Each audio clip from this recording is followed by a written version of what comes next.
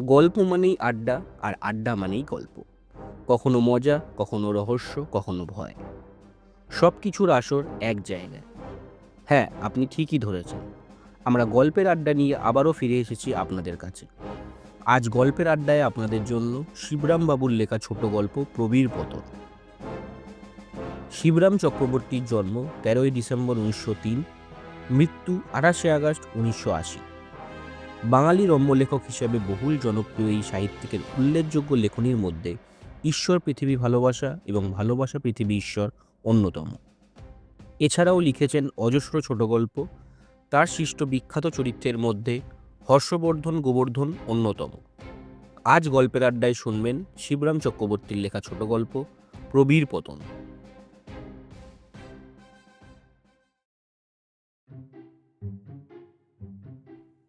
নেহাত অমূলক নয়, বরং বলতে গেলে বলতে হয় মূলই এই কাহিনীর মূলে। কথায় বলে শত্রুর শেষ রাখতে নেই, সমূলে তাকে সংহার করাই উচিত। আমার সংহার পর্বটা প্রায় তার কাছাকাছিই যায়। সমূলে তাকে আমি শেষ করেছি। সেদিন রবিবার হলেও সবাই আমরা গেছি স্কুলে। আমরা মানে আমাদের সেকেন্ড ক্লাসের ছেলেরাই কেবল। আমাদের ক্লাসে গিয়ে জমেছি সকলে। স্কুলের বার্ষিক উৎসবের দিনে একটা নাটক অভিনয়ের কথা হচ্ছিল। সেদিন সেই নাটকের মহড়া শুরু হবার কথা। কি নাটক আমরা জানি না। আমাদের বাংলা স্যার লিখেছিলেন পালাটা, আর তার বিভিন্ন ভূমিকায় অভিনয় করবার পালা ছিল আমাদের। সেদিনকে সেই সব পাঠ বিলি হবার কথা। ক্লাসে আমরা বসতে না বসতেই স্যার এসে দাঁড়ালেন। হাতে খেরো বাঁধা মোটা একটা খাতা।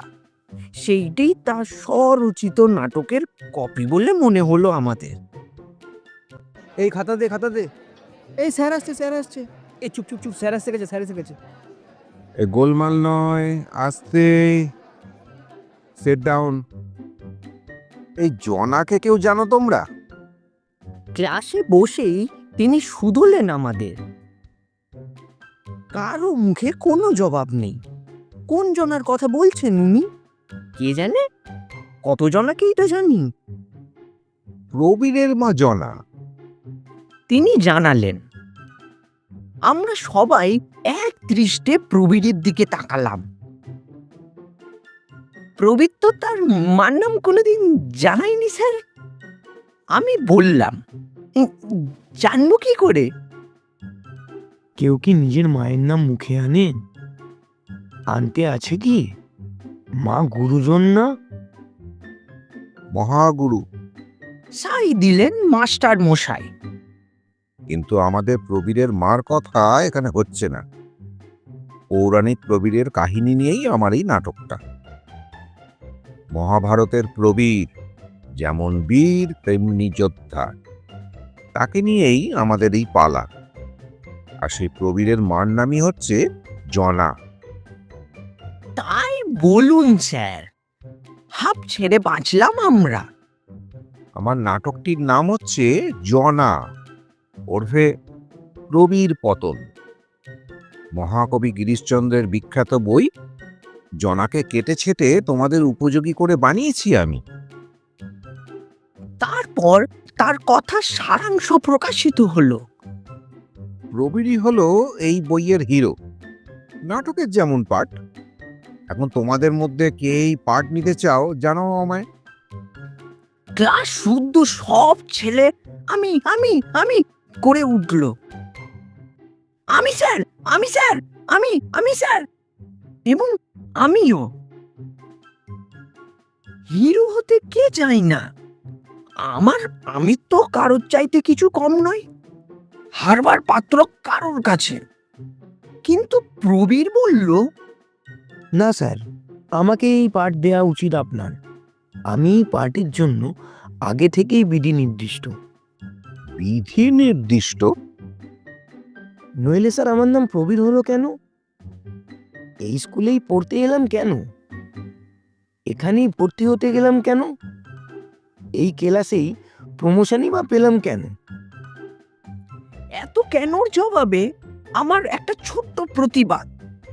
তোর নাম প্রবীর হতে পারে, কিন্তু তোর মার নাম তো আর জনা নয়। বইটার নাম শুনেছিস? জনা ওরফে প্রবীর পতন। মার নাম জনানা হতে পারে, কিন্তু জনাই আমাদের দেশ। চনাই, যেখানকার মনোহরা বিখ্যাত। মনোহরা নামক মেয়েটাই প্রসিদ্ধ যেখানকার। হ্যাঁ স্যার, সেখানেই আমার জন্ম। সেই জনাই আমার মাতৃভূমি।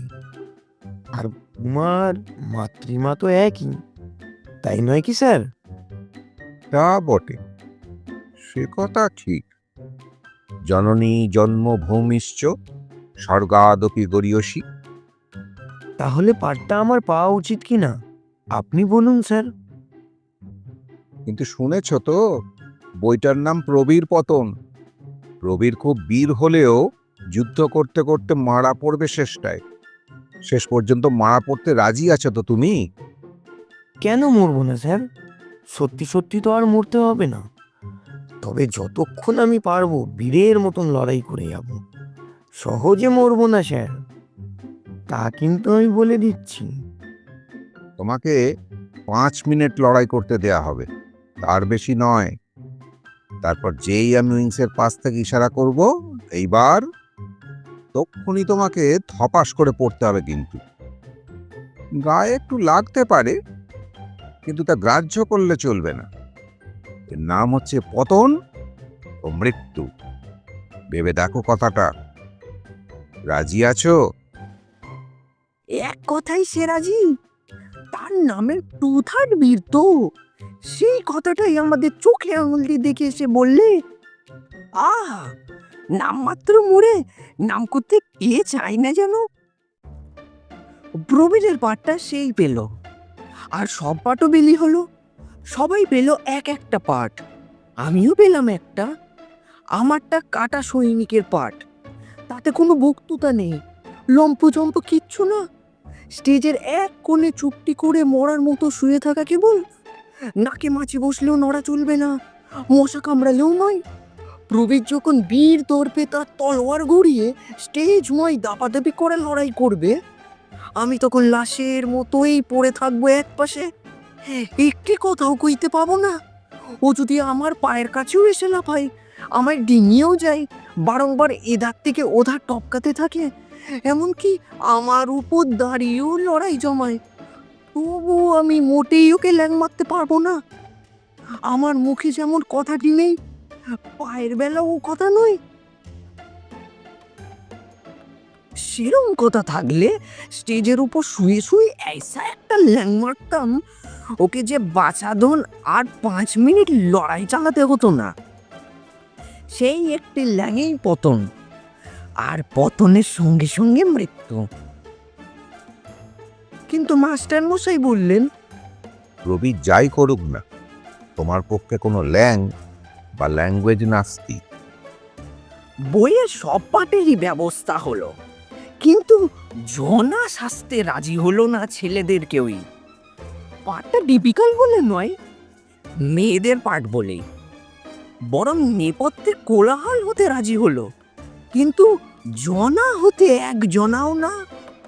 তখন মাস্টার মশাই নিজেই জনার পাঠ নিলেন। জোর মহলা চললো তারপর কদিন ধরে। তেড়ে পুড়ে হাত পা নেড়ে যা শুরু করলো প্রবীরটা।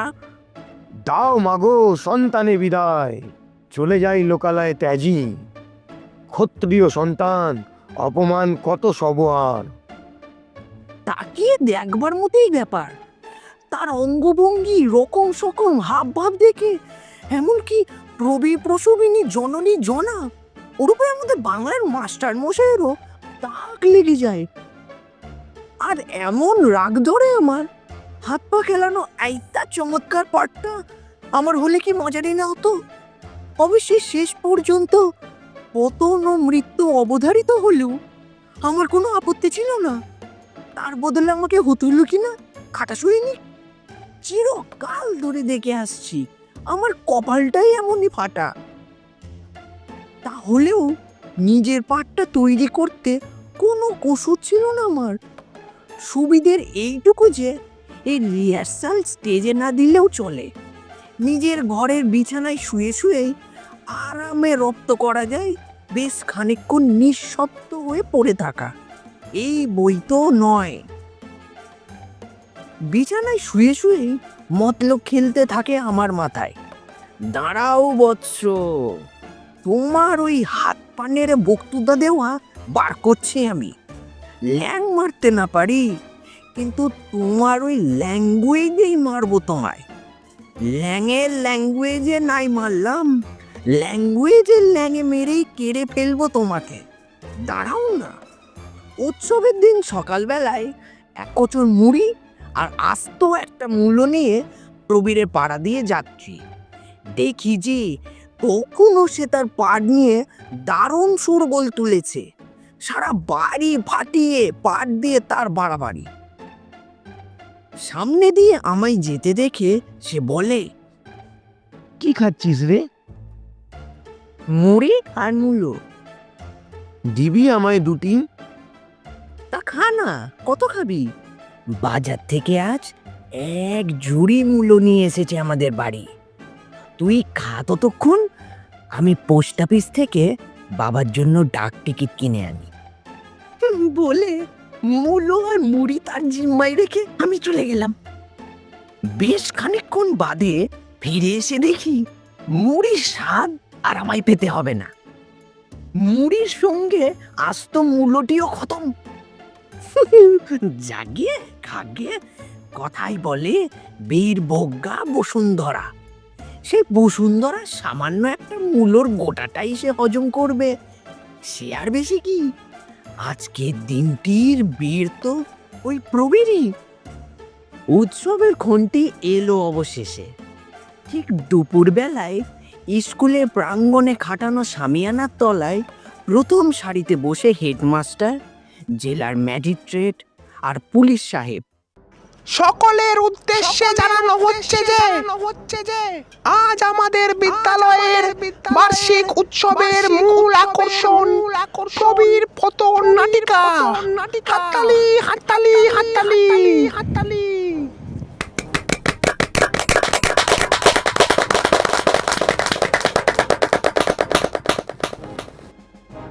এই কি নাটক হবে রে? আরে দাঁড়া দাঁড়া, স্যারকে আগে আসতে দে, দাঁড়া। দৃশ্যপট উঠল স্টেজে। আলুলাই তো কুন্তলা জনা ছদ্মবেশ আমাদের বাংলা স্যার স্টেজের মাঝখানে দাঁড়িয়ে, আর প্রবীর তার সামনে খাড়া। কাটা সৈনিকের ন্যায় আমি রণক্ষেত্রে একপাশে ধরাশাই। হাত পা নাড়া দিয়ে শুরু হলো প্রবীরের। মা মা গো সন্তানে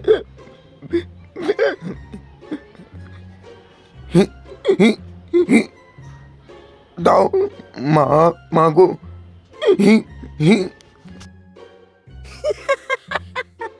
হিচকি এসে ওর বুক টুতে তোরে বাঁধে দিতে লাগলো। দাদার মামা পাচ্ছ কোথায়? তোমার তো তোতলামি ছিল না, এ ব্যারাম আবার কবে থেকে? চ চ চ চ চ চ এই সেরেছে। চলে যাই। ল ল ল লোকালয় তেজি। কি অবস্থা? প্রবীর কি করছে রে? এ বাবা এ বাবা, কি হচ্ছে কি? উমা, দারুণ মূলোর গন্ধ বেরোচ্ছে যে মুখ দিয়ে। মূলো খেয়েছিলেন নাকি আজ? আমি লো খাইনি স্যার। ও ও ও ওই আমায় খাইয়ে দিয়েছে। বলে সে ধরাশায়ী আমায় একটা তলোয়ারের খোঁচা লাগাই। খাইয়ে দিয়েছে? জনামশাই তো অবাক। হ্যাঁ স্যার, ও বলল যে তখন কি জানি মূলো কেলে এমন হে হে হেঁচকি ওঠে? জনার মুখে কথাটি নেই, আর চোখে দেখি তিনি রোষো কষায়িত নেত্রে তাকিয়ে রয়েছেন আমাদের দুজনার দিকেই। আবার শুরু করে প্রবীর। লোকালয় ড্যাজি ক ক ক ক ক প্রবীরের ক্ষয় আর শেষ হয় না, কিন্তু ওকে ক্ষয়িষ্ণু হতে দেখে মাস্টার মশাই আর সহিষ্ণু থাকতে পারলেন না। খুব হয়েছে। বেশ চড়া গলাতেই বলে ফেললেন এবার, কিন্তু প্রবীরের হিচকি উঠতেই লাগলো। জনা ধিক্কারে তার হিক্কার বাধা পেল না একটু। জানি স্যার, ও আমার শত্রুর চিরদিন জানি, কিন্তু তোমারও শত্রুর তা আমি জানতাম না।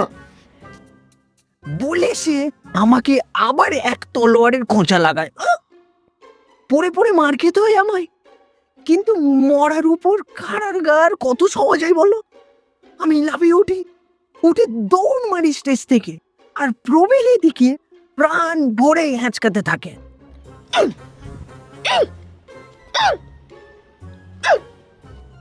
হেঁচকি সমেত প্রবীরকে এক হ্যাঁচকায় টেনে নিয়ে জনাও স্টেজ থেকে অদৃশ্য হন।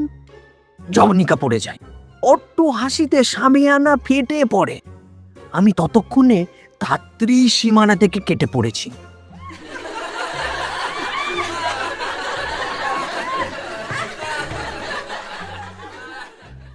সংস্কৃতের স্যার তার ব্যাকরণের সূত্রে নিপাতনে সিদ্ধ কতবার করে বুঝিয়েছিলেন ক্লাসে, কিন্তু আমাদের মাথায় ঢোকেনি। আজ প্রবীরের নিপাতনে আমার সিদ্ধি লাভ হওয়ায় তার মানে হারে হারে টের পেলাম আমি। তলোয়ারের খোঁচাগুলোই টের পাইয়েছিল আমায়, আর এর মূলে ছিল সেই মূলো। মূলত আমি হলেও মূলকেই আসলে আসামি করা উচিত।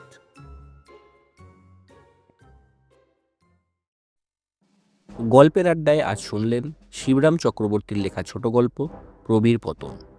গল্প পাঠে শুভজিৎ রায়, গল্পের সূত্রধার ঋষভ, প্রবীরের চরিত্রে শুভ, মাস্টার মশাই সঞ্জয় সিং, পোস্টার ডিজাইন তমজিতা পাত্র এবং শুভজিৎ রায়, টেকনিক্যাল হেড উৎসব, শব্দগ্রহণ এবং ধ্বনি পরিকল্পনায় শুভ, কন্টেন্ট হেড ঋষভ, সমগ্র পরিচালনায় অনির্বাণ এবং গল্পের আড্ডাটি। শেষ হলো শিবরাম চক্রবর্তীর লেখা ছোট গল্প প্রবীর পতন। গল্পের আড্ডায় আরও ভিন্ন স্বাদের গল্প শুনতে সাবস্ক্রাইব করুন আমাদের গল্পের আড্ডায় ইউটিউব চ্যানেলটি। Happy listening.